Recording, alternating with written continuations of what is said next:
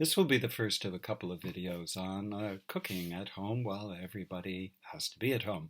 The first one will be on white bread, something I think any one of us can do.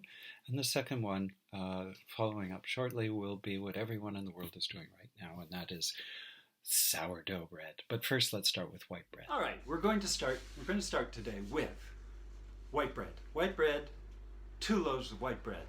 Make sure you have all your ingredients first. We have our flour. We have some butter for this, which is an interesting addition. We're going to have warm water. We're going to put yeast into the warm water with some sugar to allow it to eat it. And we need some salt. And those are the ingredients. Okay, let's start. First, we weigh some water, or measure it. About 2.5 cups of water. That's 485 grams for those of you who have a wonderful scale. I put it in a kettle. I just put it on for 30 seconds, 45 seconds to warm it up, enough to make it body temperature. Then I put sugar in, stir the sugar up, and then I put about 10 grams, or about a package, of yeast. And in about 10 minutes, that yeast has come alive, and it's starting to basically fart. All right, I've heated the water just slightly till it's body temperature. I'm putting it into the bowl with about a couple of tablespoons of sugar. You can see it's not steaming. Now, I always check the water and make sure. I stick my finger in. It might be a little hot. I'm going to wait a minute. And then what I'm going to do is I'm going to put the yeast in. I'm just going to wait a minute or so. Let it cool till it really doesn't hurt. Okay? Okay, now I have the yeast. Here goes the yeast. I just pour it in, and I wait about 10 minutes. While I'm waiting, I'm just going to measure all my other ingredients. I'm cheating a little. I'm not cheating. I always weigh. So I've got it at 0, and I'm going to give it about 3 cups of white flour, about that. And then I'm going to put in maybe even a little more, maybe just a little more, about half and half. So there's the white flour, and then I'm going to put in the yellow flour. And the yellow flour, I'm going to just top it up to, as I say, 1,040 grams. So that's 6.5 cups. I'm actually going to mix this, just because I want to make sure that I'm mixing it so it starts out well. I've got partly white, partly yellow flour. What I'm going to do is I'm going to cheat a little. Oh, look at this. It's starting to grow. Nice. You can see the yeast is starting to eat. And it's eating the sugar at this point. It's about 10 minutes. So I've put in the rest of the flour, and now it's starting to bring it together. This is what the dough hook does. If you don't have a machine, this is where you get to knead, and you get to really feel the flour as it starts to take shape, and so on. And you need to do that kneading for a good 5 to 8 minutes. But when you have a hook like this, you kind of take the lazy route. And that's what we're doing today. Now, the reason that we're kneading it this way is what we're trying to do is stretch that flour. And it brings the gluten out. And the gluten is the stuff that holds the air, because what's happening is inside for the next hour, as this ball of flour is sitting, the active yeast is going to be eating away. As it eats, yes, it's going to be farting.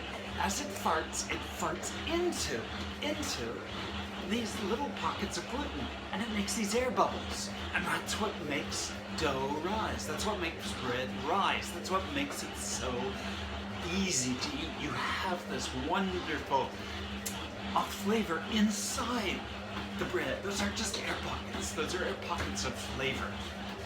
Let me see how we're doing. Okay, now it's gone for long enough. What I do is I'm going to take this out of its bowl. All right. I'm actually going to. Usually, what I do is I usually flour the space here. There's no need. This is really nice today. I'm going to fold this flour a bit more in and in and in. I'm going to make sure that the gluten has worked. That's beautiful. So this is really easy stuff. So, I have done something a little special. I put some olive oil in this bowl. The reason is two things. One, so it doesn't stick.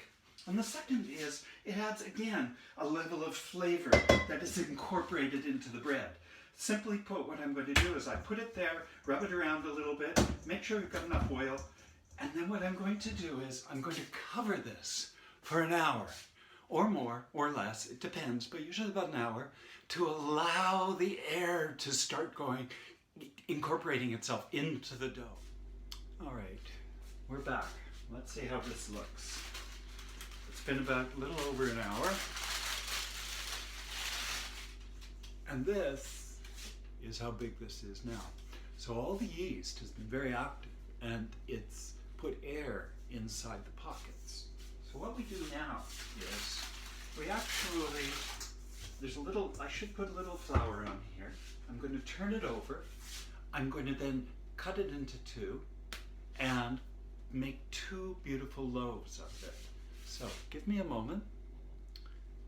So I've turned it over onto a floured counter. You can cut this in any way you want.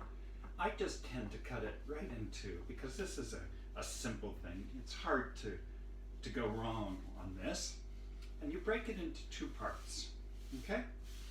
Move one aside for the moment. Take one.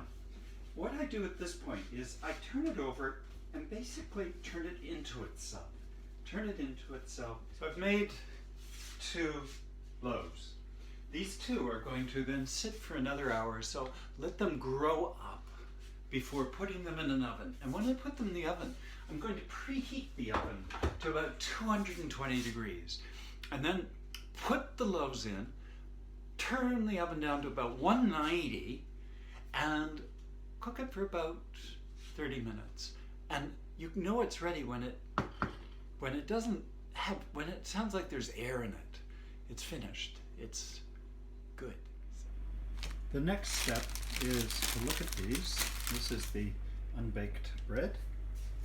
We will now put these into an oven at 220 degrees. As soon as I put it in, I reduce the heat to 190 and we bake for about 30 minutes. So here are the freshly baked loaves of bread. Let me reach in and get them, and then let's take a look. So as you can tell, this is a good piece of, you can see how much the bread has risen, the amount of air captured. And now we're going to try some in a little while.